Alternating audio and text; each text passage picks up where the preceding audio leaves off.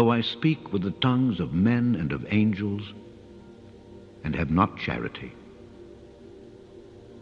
I am become as sounding brass, or a tinkling cymbal. And though I have the gift of prophecy, and understand all mysteries and all knowledge, and though I have all faith, so that I could remove mountains, and have not charity, I am nothing. And though I bestow all my goods to feed the poor, and though I give my body to be burned, and have not charity, it profiteth me nothing. And charity is part of a Christian's life. It is very important to bear the fruits of charity.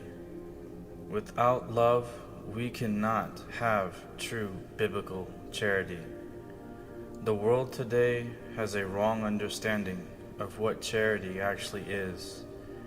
They even claim they have done many wonderful works for others and boast of it, but yet harbor evil towards others, which proves Christ is not abiding, and his law of love does not exist in the heart of that professor. We can have an outward showing of works of charity in doing well unto others, but we deceive ourselves and others around us who we profess to be in Christ when we have not biblical charity, which is the bond of perfectness. And above all these things, put on charity, which is the bond of perfectness. Be ye therefore perfect, even as your Father which is in heaven is perfect. We are to be perfect in all things that are good. Once we establish all things that are good for us and have the image of Christ stamped on our lives, when we have perfected all good things, then we shall have charity. Charity is establishing perfect love in all things, just as Christ is, and we should be. Love is of God, and if we love not and perfect not all things, then we know not God as we should. Beloved, let us love one another, for love is of God, and everyone that loveth is born of God and knoweth God. He that loveth not knoweth not God, for God is love. And so, seeing that God is love, and we want to abide in his love, and we want to always continue in his love, what must we do as professed Christians who love God supremely? As the Father hath loved me, so have I loved you. Continue ye in my love. If ye keep my commandments, ye shall abide in my love, even as I have kept my Father's commandments and abide in his love. If we keep his commandments and continue in them, then we shall develop perfect love in all good things for God, which is charity. Charity is establishing the 10 Commandments, which is the expression of God's holy character.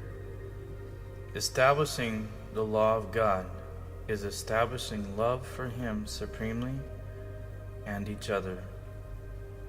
Perfecting the law is charity, the bond of perfection.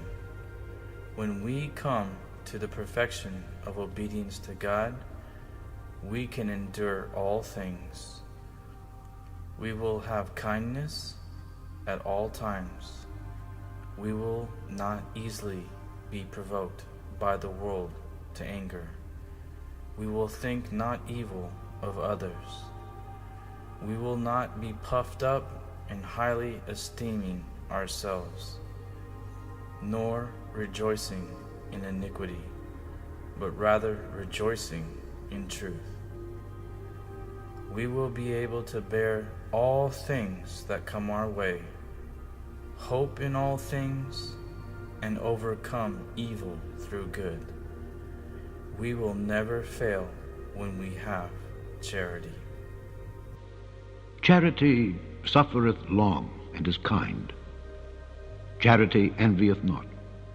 Charity vaunteth not itself, is not puffed up, doth not behave itself unseemly, seeketh not her own, is not easily provoked, thinketh no evil, rejoiceth not in iniquity, but rejoiceth in the truth, beareth all things, believeth all things, hopeth all things, endureth all things.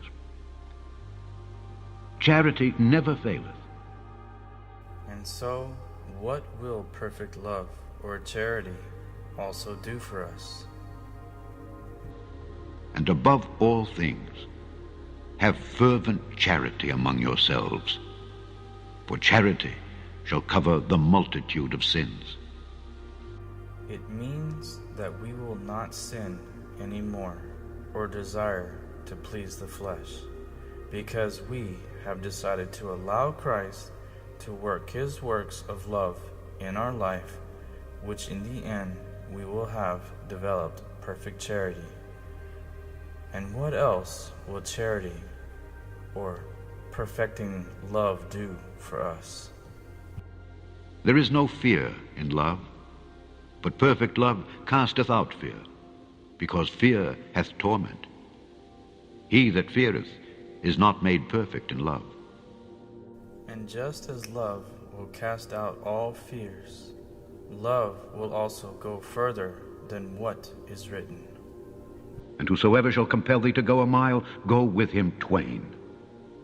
And as we learn to go the extra mile in love, which will develop charity, what else can we learn in our service for the Master, and to be the sons and daughters of the Most High God? But love ye your enemies, and do good, and lend, hoping for nothing again.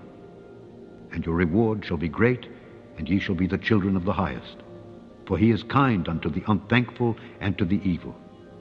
There is not one soul among the professed Christian world who can truly confess Christ to a sin-stricken world and rebellious one, unless the mind and spirit of Christ is living within them. It is impossible to communicate to a sinful world that Christ is abiding in our life if we have not charity. A Christian's conversation and the deportment should be a real and visible expression of grace, and thus the truth that is within all biblical Christians will be revealed through our life sermon. If the heart is sanctified through the truth, and if it is submissive to the truth and humbled by the truth, then the fruits will be seen outwardly and will be a most effectual confession of Christ. Words and profession are not enough for a Christian who claims to love God supremely and their fellow man. If we love Christ, if Christ is to us as we are to him, then the love of Christ will be seen through our works of charity. So let our lives shine forth in charity, which is developing perfect love in all obedience to God through the keeping of all his laws, which defines perfect love for him supremely and love for each other. Let us render our lives unto God, and we will have charity. So, let all your things be done with charity.